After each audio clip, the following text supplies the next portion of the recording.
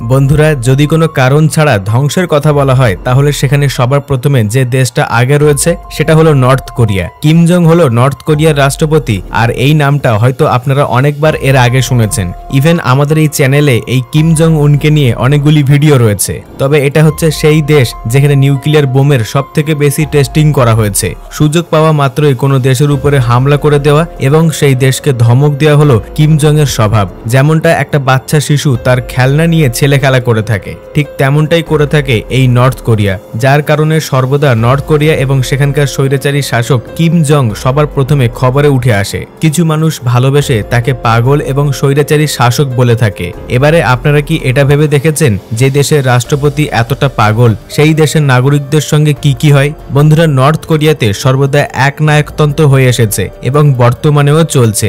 সেই দেশের নাগরিকদের সুখ কিম জং একদমই দেখতে পারে না, কারণ সেই সুখ শুধুমাত্র তার জন্য এটাই সে মনে করে।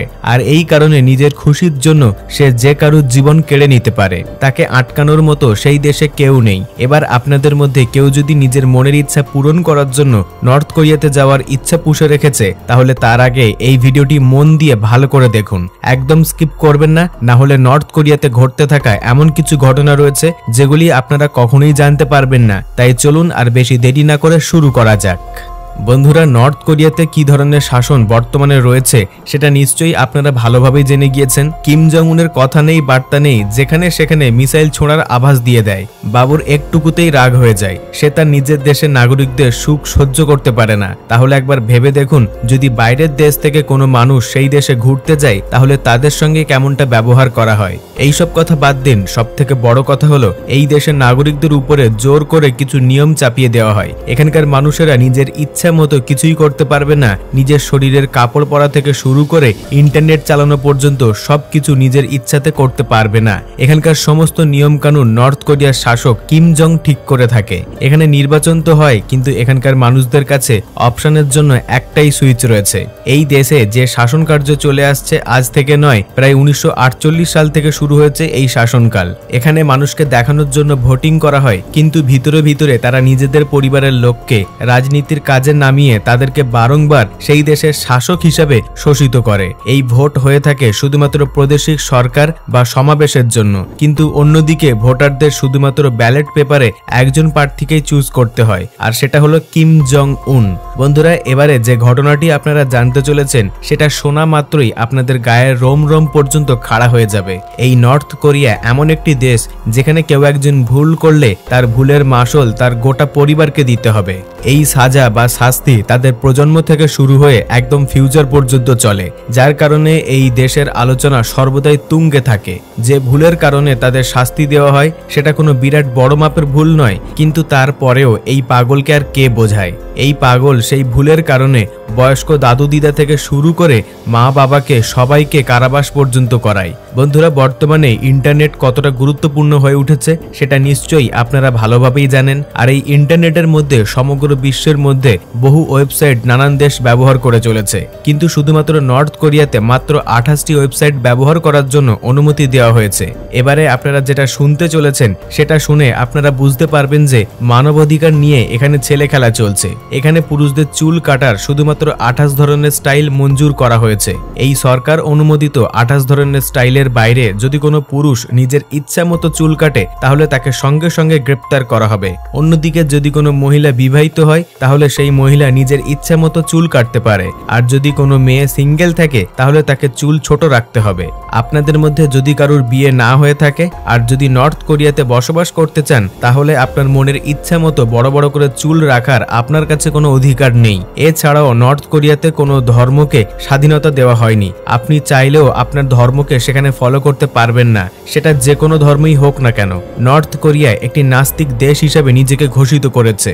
আর এই রকম অবস্থাতে যদি কোনো মানুষ কোনো ধর্মকে অবলম্বন করে জীবনযাপন করছে ধরা পড়ে যায় তাহলে সেই ব্যক্তিকে সঙ্গে সঙ্গে মৃত্যুদণ্ড দেওয়া হবে এই নর্থ কোরিয়াতে। হ্যাঁ, আপনারা একদম ঠিক শুনেছেন, এই দেশের মধ্যে কোনো ধর্মকে অবলম্বন করা চলবে না। তাই প্রাণে বাঁচতে গেলে, সেই দেশে থাকতে গেলে আপনাকে নাস্তিক হিসাবে বাঁচতে হবে। সেখানকার মানুষদের মধ্যে যদি কোনো ধর্ম থাকে তাহলে সেটা কেবলমাত্র মনের মধ্যেই রাখতে হবে। মনের ইচ্ছা মতো কোনো মসজিদ, গির্জা বা মন্দিরে যাওয়ার কথা একদমই ভুলে যান। আর আর এই সমস্ত নিয়মের কারণে গোটা বিশ্বের কাছে ঘৃণার পাত্র হয়ে দাঁড়িয়েছে এই দেশ। কিন্তু এই সমস্ত বিষয়ের উপরে কোনো পরোয়া নেই এই দেশের মহাশয় অর্থাৎ কিম জং উনের। এবারে আপনারা যেটা জানতে চলেছেন সেটা হলো নর্থ কোরিয়াতে বাইরে থেকে আসা কোনো মানুষের সঙ্গে কি রকম ব্যবহার করা হয়। নর্থ কোরিয়াতে ঘুরতে আসা কোনো ট্যুরিস্টদের সঙ্গে এতটা নোংরা ব্যবহার করা হয় যে 2017-তে ইউএস এর নাগরিকদের পুরোপুরি নর্থ কোরিয়াতে যাওয়ার জন্য ব্যান লাগিয়ে দেওয়া হয়েছে। আপনারা জানলে অবাক হবেন গত 20 বছরে কতজন ট্যুরিস্ট নর্থ কোরিয়াতে ঘুরতে গিয়েছিল আর আজ পর্যন্ত নিজেদের দেশে ফিরতে পারেনি। তাদের মধ্যে কিছু ভাগ্যবান তাদের বাড়িতে অর্থাৎ দেশে ফিরে আসতে পেরেছিল, কিন্তু বাকিদের সঙ্গে কি হয়েছিল সেটা শুনলে হয়তো প্রত্যেকেরই খারাপ লাগবে। সেই সমস্ত ট্যুরিস্টদের উপরে মিথ্যে আরোপ লাগিয়ে তাদেরকে জেলে পাঠিয়ে দেওয়া হয় আর তাদেরকে কঠোর থেকে কঠোরতম পশুদের মতো কাজ করানো হয় আর তাদেরকে কঠোর থেকে কঠোরতম শাস্তি এবং পশুদের মতো কাজ করানো হতো। এই রকম অবস্থাতে আপনারা নিশ্চয়ই বুঝতে পারছেন যদি সেই দেশে গিয়ে ছোটখাটো কোনো ভুল হয়ে যায় তাহলে তার সঙ্গে যে ঘটনাটি ঘটতে চলেছে তার থেকে সে মৃত্যু পছন্দ করবে, এটা একদম নিশ্চিত। কারণ এখানে ফরেনারদের সঙ্গে যখন মিথ্যে আরোপ লাগিয়ে 15 বছরের জন্য জেলের ভিতরে পাঠিয়ে দেওয়া হয় তাহলে যারা ছোটখাটো ভুল করে তাদের সঙ্গে কি হয়, সেই সমস্ত ফরেনারদের পশুদের মতো কাজ করানোর সাথে সাথে খুবই কম খাবার দাবার দেওয়া হয়, যার ফলে তারা দুর্বল হয়ে পড়ে। আর কিছু সময় যেতে না যেতেই তাদের শরীরে এমন বয়সের ছাপ পড়তে থাকে যে দেখলে মনে হবে কোনো 60 বছরের বুড়ো। তারা প্রত্যেকেই 50 বছরের আগেই মৃত্যুর দ্বার পর্যন্ত পৌঁছে যায়। এছাড়াও এই দেশের মধ্যে আরো অনেক কিছু গোপনভাবে করা হয় যেটা আজ পর্যন্ত এখনো কেউ জানেনি বা জেনে উঠতে পারেনি, কারণ এই সমস্ত কিছু গোপনভাবে করা হয় যার খবর কোনো দেশই রাখতে পারে না। এই রকম অবস্থাতে একজন আমেরিকান ফটোগ্রাফার একটি ইন্টারভিউয়ের ফটোশুট করছিল।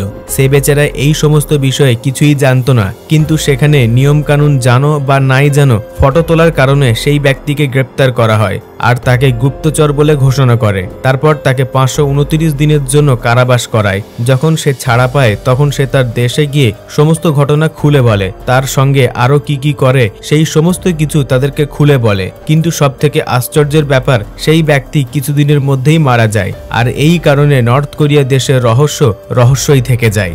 আজ পর্যন্ত সেই দেশে যারা সাজাপ্রাপ্ত বা সাজা কেটে ফিরত এসেছে তাদের কাছ থেকে অনেক গোপন কথা জানতে পারা যায়।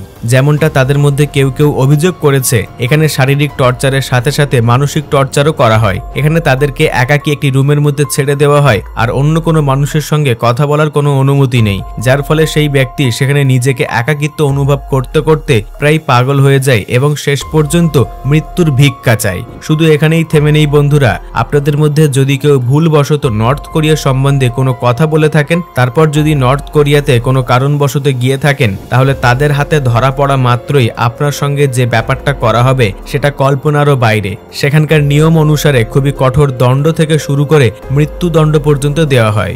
এই রকম ধরনের একটি জঘন্য ঘটনা আমেরিকার এক ব্যক্তির সঙ্গে করে। এই ব্যক্তিটি নর্থ কোরিয়ার ব্যাপারে একটি আর্টিকেল লিখেছিল যার ফলে তার সঙ্গে এই জঘন্য ঘটনাটি ঘটে। বন্ধুরা আপনারা এটা নিশ্চয়ই জানেন একটি দেশ অন্য একটি দেশের সঙ্গে কিভাবে ব্যবসা করে, কিন্তু নর্থ কোরিয়া অন্য কোনো দেশের সঙ্গে ব্যবসার ডিল করাটা সম্পূর্ণ ভিন্ন ধরনের। এই নর্থ কোরিয়ার সরকার কোনো বস্তু বা কোনো অর্থের জন্য ব্যবসা করে না, তারা নিরীহ মানুষকে নিয়ে ব্যবসা করে। যেমনটা নর্থ কোরিয়ার আমেরিকার থেকে যদি কিছু চাওয়ার থাকে তাহলে আমেরিকার মানুষদের বন্দি বানিয়ে নেয়। সাধারণত যারা নর্থ কোরিয়াতে ঘুরতে গিয়ে থাকে বা তার আশেপাশে ঘোরাফেরা করে তারপর এই নিরীহ মানুষগুলিকে ছাড়ার বদলে আমেরিকার থেকে কিছু চেয়ে বসে। বন্ধুরা এটা তো কিছুই না, নর্থ কোরিয়ার প্রতিবেশী দেশ সাউথ কোরিয়া দেশ শান্তিপূর্ণ দেশ হিসেবে গোটা বিশ্বে পরিচিত। সেখানে এই নর্থ কোরিয়া পুরো দম বন্ধ করার মতো অবস্থা সৃষ্টি করেছে।